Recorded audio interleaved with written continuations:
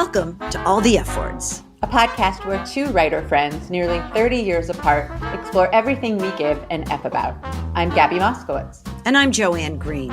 On each episode of All the F Words, we'll focus on a theme starting with the letter F. Things like focus, filibuster, formula, and fun. We'll share stories from our lives and our distinct generational perspectives and look to the experts for insights and ideas.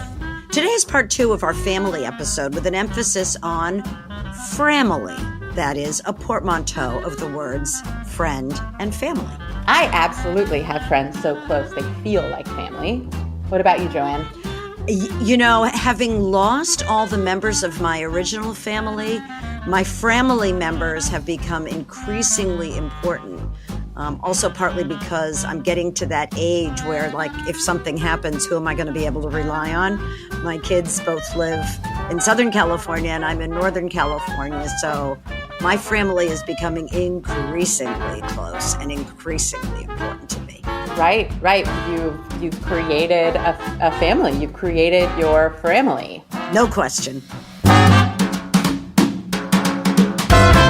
We're recording this episode in the middle of June, and I think it won't come out until the end of June, but still June, which is Pride Month.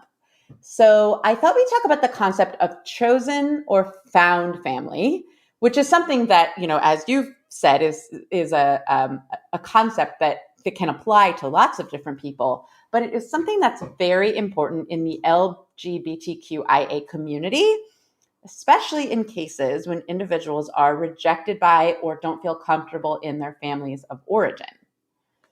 So I want to start with a quote from the movie Paris is Burning. Have you seen Paris is Burning?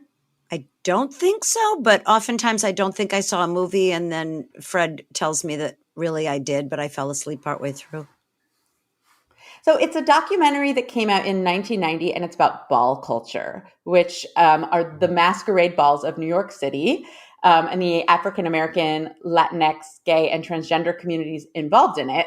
It's where, have you seen the Madonna video Vogue? Yes, but I have not seen this documentary. It sounds great. It is. It's really amazing. And voguing came from, I think it was sort of popularized across in American culture by Madonna, but it's something that came from the house ballroom community. And it was like an underground LGBTQIA subculture. It originated in New York City, beginning actually in the late 1800s. Members of the underground LGBTQIA community in large cities began to organize their own cross-dressing masquerade balls in opposition to laws at the time that banned individuals from wearing clothes associated with the opposite gender. So Paris is Burning is an amazing documentary about that. And this is a quote from Pepper LaBeija, who is a drag queen, or was a drag queen. Pepper died in, I think, 2004. Drag queen and fashion designer who was part of the ball scene in the 80s and 90s. And Pepper said, when someone has rejection from their mother and father, their family, when they get out in the world, they search. They search for someone to fill that void. I know this from experience because I've had kids come to me and latch hold of me like I'm their mother or I'm their father because they can talk to me and I'm gay and they're gay. And that's where a lot of that boldness and the mother business comes in because their real parents give them such a hard way to go. They look up to me to fill that void. So, I mean, pretty amazing stuff. It makes a lot of sense. I mean, I think it's especially true in the LGBTQI plus community. I think it's also true for people who had dysfunctional families, flat out. Children of alcoholics, for instance. Children where there was violence in the home. So many ways of creating a family structure that doesn't support and isn't healthy. And I think the people who do the best in life become the most successful at being whole human beings. And I don't define success by material success. I'm defining it by people who are not plagued by their past, are the people who find new role models. They don't have to be mother figures and father figures per se, but they need to be people who don't perpetuate those destructive patterns. Mm-hmm. Yeah. There's something, I think that this is a concept that was kind of formalized in a lot of writings about the LGBTQ plus community because, it was such a common occurrence, but it's absolutely an inherent human tendency, especially when when it comes out of a need, when there's a need for replacement or even just expansion of one's family. And there's a healthline.com article that I saw in my research for this, and it sort of there was a question, like, is this an inherently queer concept, the idea of a chosen family? And the answer is of course not, because look at, in heteronormative weddings, there are bridesmaids and groomsmen, and those are generally people that the wedding participants have indicated, I am so close to these people, they feel like family. Same with godparents, the concept of godparents. This is someone I've chosen to care for my child in the event that I can't be the parent of that child, or the event of one's death. And so it's a deeply human thing to go searching for one's family. But I think that you're absolutely right that there's something to me about the process of choosing someone to be that person for you. I mean, we go through this in finding our partners, right? Absolutely. And not all of us have partners. Right. Absolutely. You want it if you're looking for a partner, I still get weirded out when I think about the fact that, like, this guy who I met on a dating app is in my family now, Like, it's only a few steps, 10 years, but like a few steps backwards to when he was just someone messaging me on okcupid.com. And now, not even J-Date? No, not J-Date. No, I wasn't going to pay for it. There you go. But we did it the economical way. And now he's in my family. Now we're like in each other's, we got legal documents saying that we're family, but you don't, as to the point of Framily, you don't need legal documents. It doesn't need to be real or official. So can you tell me a little bit about your Framily? Oh my God, I sure can. So a week or so ago, we were going to one of those free Friday from 5 to 7 concerts that happen in the summertime, at least where we live here in Marin County. And I ran into a friend of my son and daughter-in-law with her kids. I'd never met her kids. And she introduced me as being Framily to this other family that they know. Actually, she said, Joanne is a relative of the Levins, and they are absolutely our Framily. And so I loved being introduced as a relative of theirs. She knew that we were not necessarily actually related by blood, but we are always at each other's events. Every birthday party of the grandchildren or whatever that she's ever attended, we're there too. And so it just made me feel great that we were seen as an extension of their family. So in that case, it's someone who, oh my gosh, we moved from the East Bay, the east side of the San Francisco Bay, to Marin County in 1991. And shortly thereafter, I was at Little League tryouts with my son and sitting on the bleachers next to a guy who I started chatting with. And later that night, when my husband, who was on a business trip, called me, I said, I just met either your new best friend or a long lost relative, one or the other. But this person is going to be in our life forever. And he is. And his kids are. And his grandkids are now good friends with our grandkids. And we have been there for each other through so many challenges, surgeries and deaths and injuries, but yet also all the big celebrations of life, bar mitzvahs and weddings and births. And it just goes on and on. He was married to someone else when we first met him. And now we're super close with his wife of now 20 something years. And they are our family.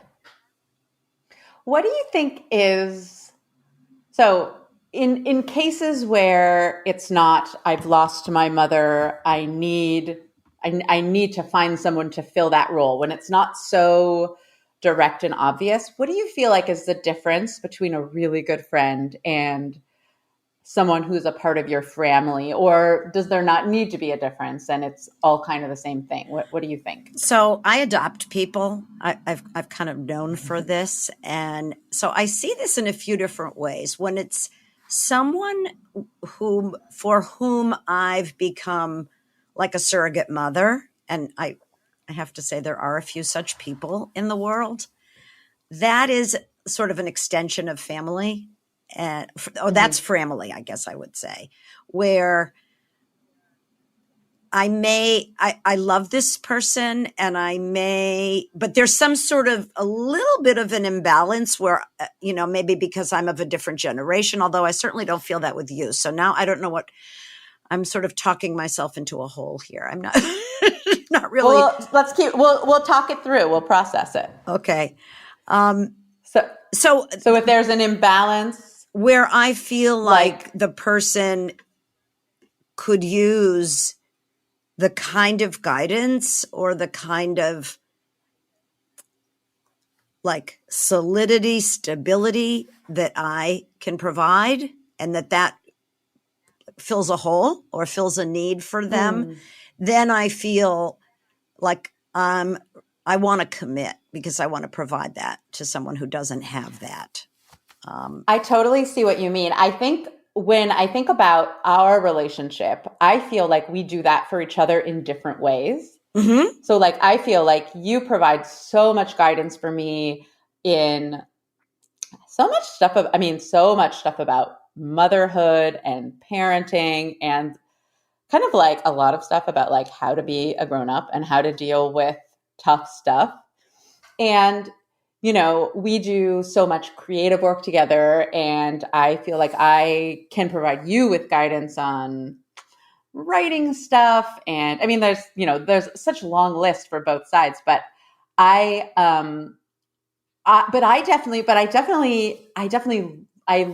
look to you this is like kind of what our podcast is all about, right? Like what the respective generations can learn from each other. And in some ways, it's kind of like that stuff can be so hard to do in a real family dynamic. I mean, I feel like my parents and I are learning from each other all the time, but because we don't have actual family responsibilities to each other, we can kind of indulge in the perks and benefits. I don't know, I'm sort of thinking out loud, but the best parts, the easiest, most fun parts of being family, we can do as we explore our generational differences on the podcast and off the podcast. That's what I don't know. It's kind of where I feel like we fall in that. I just want to throw in, because this is good for you to hear, the fact that another thing I really get from you is you're really good with boundaries. I am not. Oh. So you are a role model for me in that way. And certainly you are my guide when it comes to food and social media, for sure. many things. And you asked me a question a few minutes ago of what was the difference between a friend and a really close friend and someone who is Framily. And I think part of it is with Framily, you can really count on that person. And I don't run that same tape through my head of, if I ask this question, is it an imposition? We have a couple who has become Framily, Lisa and Rick, and I know the code to their garage and I don't even ring the doorbell anymore. I just do the code and walk right into the kitchen. When we go away, our dog is at their house. When, they go away, their dog is at our house. we just like if there's a Warriors game, we are watching it together at their house or my house. We don't keep score on how many times they hosted the dinner versus we hosted the dinner. It's just all fine. That's better than family, I have to say, because with family, I don't know, or at least in my experience, somebody's always keeping score.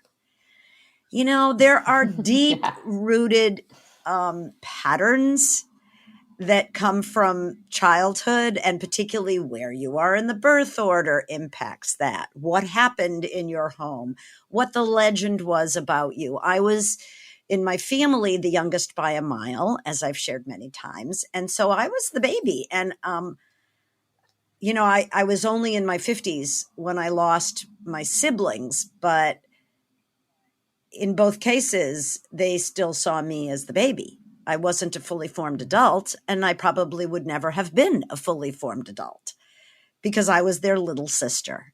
And so I think we all have, I'm trying to think of the word in English. In Yiddish, it's mishigas. It's just layers and layers of baggage, right? That's what it is. Yeah. Layers of baggage that we bring from our families into our lives. I mean, I know my two sons love each other and they drive each other crazy. There are things about each that make the other want to scream. And they'll always have that, probably. And yet, I know that if either one of them ever needed anything, the other one would show up unconditionally and give of himself, as would their respective partners, wife and almost wife. But it's not necessarily who they would choose to hang out with on Saturday night. Right. Yeah, absolutely. Well, my brother said to me in a birthday card once, something about the fact that like, there's no way for anyone, there's no one else in the world who can know the experience of growing up the way, you know, in the home. I mean, we had a great childhood, but there's just having someone who knows exactly what you know, even if, you know, as we talked about, I think in our firstborn episode about the way that, when we talked about gabor mate and trauma and the way that two kids can have diametrically opposed experiences, even if they grew up in the same home, all that being true, the person that you grew up with, no matter how you feel about them, generally experienced pretty closely to what you experience in a way that nobody else in the world can know. And at the same time, I sometimes feel like my chosen family, and I have a very close relationship with my family of origin, but the people who are my chosen family are the people who don't see me necessarily as the bossy older sister or the high-strung eldest daughter who has to control everything, or, you know, those are kind of one and the same, but they don't necessarily see me as those things because they get to see me as my, you know, mostly adult, mostly actualized or self, and I get to be to them who I feel like I am. And getting to have that in many ways makes, I think, some of the challenges with my family members of origin easier, because it's just like how they say don't expect to get everything from your spouse. You need to have other people in your life from whom you get things. And I think that applies to your family too. You know, I don't need to be seen and felt and heard by my family members in exactly the way that I want to be, because I can get that elsewhere. I want to circle back on the concept of chosen in just a minute. We'll be right back after this.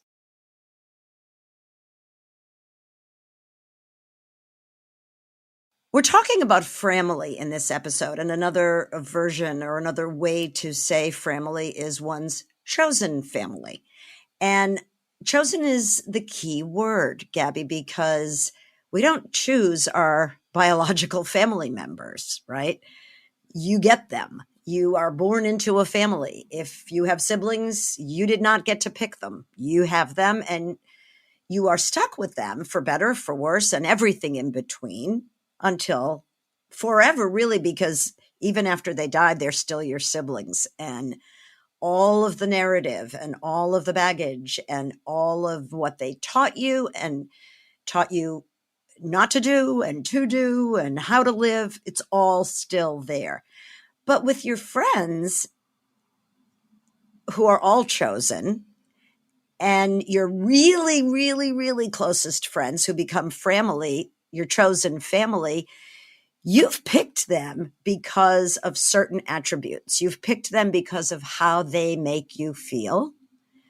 You chose them because they make you happy. They make you laugh. Perhaps they make you think. They challenge your intellect. They share your interests. Family members may not share your interests at all. Both my brother and sister were very linear thinkers. I was anything but.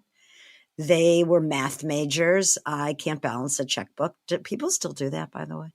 Does anybody balance It's funny. a checkbook? I saw my mother's checkbook in her purse recently, and my kids, well, my youngest daughter's favorite thing is to go through my mom's purse. She takes every single thing out, and my mom, and she was like playing with my mom's checkbook, and I said, "What is this doing? When was the last time you wrote a check?" And she said, "I don't know, but I just have always had a checkbook in my purse, and it just feels, I don't know, it's funny. My dad prints everything. It's like it's not real if he hasn't printed it. His welcome to YouTube email had to be printed. I get this, Gabby. I get this. I am cut from their cloth. I sometimes feel like I straddle these worlds because I have friends who are so much more stuck in another era than I am. And then I have friends like you who are entirely of the present or the recent past. And it goes, I kind of feel like I'm somewhere in the middle there. But, and I have to admit, get annoyed with people who are completely computer illiterate. People of my generation. Yeah. It's like, get with the program. I will say though, I am a little weirded out by the fact that I can supposedly deposit a check from my phone. Like, I know that it's, you know what I'm talking about? You can. Oh yeah. You know what I'm talking about? Of course. And that's how we do it. Like, and by we, I mean friend. Well, I remember even feeling a little weirded out about depositing when they started making it possible to deposit checks at the ATM. That seemed like kind of skeptical, but now, I felt a little skeptical. That seemed a little fishy. But now depositing a check in person at the ATM that's like old fashioned now, because you see it move into the machine and you assume that this piece of paper is now somewhere. Right, exactly. And even though it's just totally theoretical that this piece of paper represents the amount of money on it anyway, and, the concept of money is made up, and that'll just make my mind twist and turn and get weirded out. So we won't even go there. But anyway, getting back to we were talking about. I had 3 tangents. I just had 3 tangents we could have gone on, but one is so cute. Can I just share it? It's just the silliest little ATM story. So when our son, who's your age, was little, he was playing and he was just standing outside and he was pressing imaginary buttons on the outside of our house. And we said, "What are you doing?" And he said, "I'm getting money." He was at an ATM in his mind. Okay, I digress. Wow, chosen family. So, yes, we choose our siblings. Friends. Well, you were saying your siblings are different from you. That was how the math and the ATM thing came up, or the math and balancing a checkbook. So yes, and I'm not sure if I know that the way that I am wired from the get-go is significantly different from them, but I'm also wondering if I became even more different as a way to differentiate myself. I've seen that in my 2 sons. My older son is really connected Jewishly. My younger son ran as fast as it could in the other direction. And I think it was trying to disassociate from his brother and say, I am different. I am not like that. So I wonder, maybe I'm not really a math moron. Maybe I just sort of got comfortable with the idea of, well, I don't do that. They do that. I don't know. Definitely. Very possible. I mean, we were talking about chosen family and who we choose as our family and when that becomes important. And one thing that came up in my research, and that also I have definitely experienced as someone who within the last decade, got married, got pregnant twice and had 2 kids. I've had a lot of life cycle milestone stuff. I've really experienced, and I know you as someone who has lost a lot of family members and, has gone through a lot of things. The people who show up and are really there for you at big milestone life cycle moments, both positive and difficult. And, I've had a lot of really positive milestones within the last decade or so. I got married. I've gone through 2 pregnancies, had 2 kids, and been very fortunate that all of that has been really great. And I know, you were talking about in your 50s, and I know the so much that is in your forthcoming book is about, you lost so many family members at once, and you've gone through a lot of positive and difficult milestones as well. And for me, the people who showed up and were present and were there for me, despite the miracle and joy of pregnancy and childbirth, there's obviously a lot that comes with that.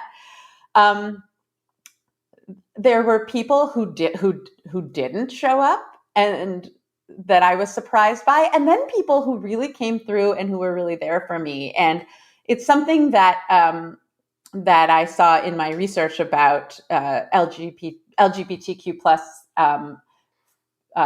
found and chosen families, about the importance of keeping people who don't have access to or good relationships with their families of origin, helping them feel less isolated and alone during moments of joy, moments of mourning, holidays, etc.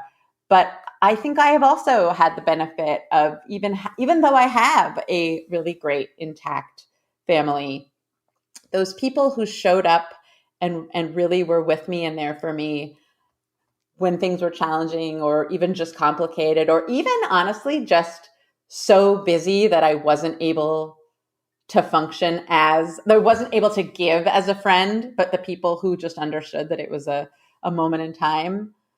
I think that for me was a real distinction of family versus friends. I've learned so much over the years about the different ways in which people show up. Some people flock to you when something sad is going on, and other people go in the other direction. They just don't quite know what to say. It doesn't mean they don't love you. It doesn't mean they're not a good friend, though it can be very disappointing and even hurtful. But I've learned that different people also have different needs for levels of intimacy. And I have a high need for intimacy. I'm sure it has something to do with my childhood and what I did or didn't get from my parents and siblings.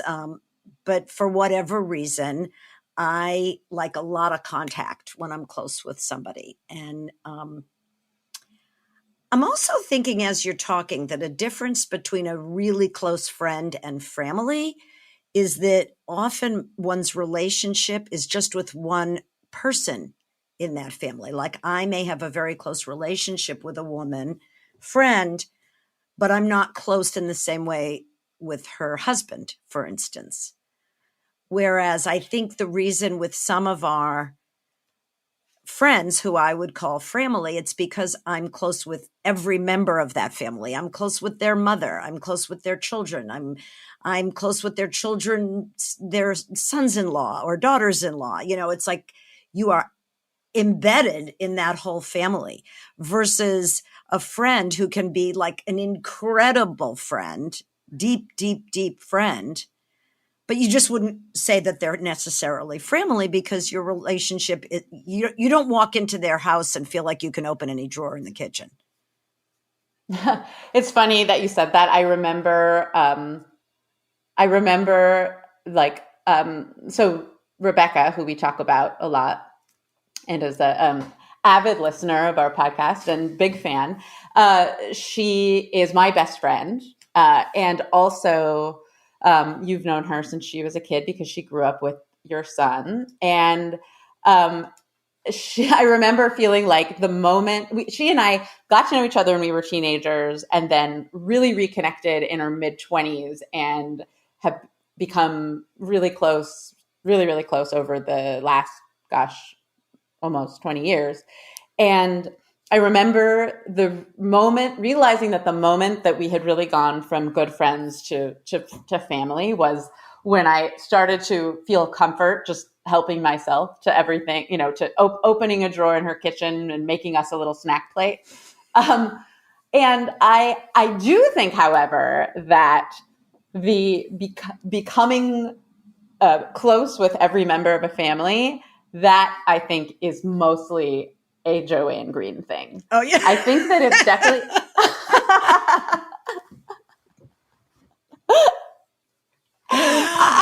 There are families where I have a dyad, an individual dyad with everyone, but I think you are the kind of person that people want to absorb into their family, become the friend, sister, mother, auntie, daughter. Like, I think that concept is alive for a lot of people, but I think I would imagine that you probably have a lot of families who feel that way about you, and I don't know if that's as common.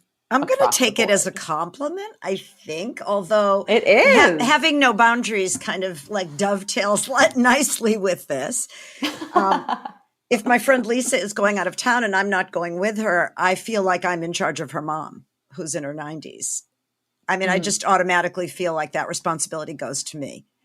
And nobody asked me to do that. I just feel it.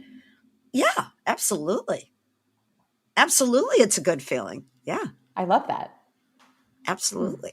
Yeah, be careful. I might infiltrate your family. I mean, there are a lot of people I wouldn't want to infiltrate my family, but I think I'm pretty open. I think that if we set a chair and pour a glass of wine for Elijah on Passover, I think that, anytime you want to walk through my door, and I wish I could come up with like a funny catchphrase about. I'll just say this: Sauvignon Blanc would be nice.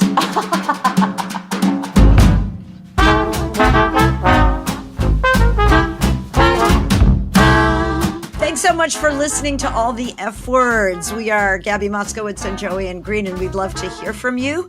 We have many ways for you to be in touch on social media, and Gabby will tell them because I'll probably forget one. You can be our Framily on Facebook, Instagram, Twitter, or YouTube. We are at allthefwordspod on all of those platforms, and you can also email us at allthefwordspod@gmail.com. We would love to hear from you. Bye-bye. Bye.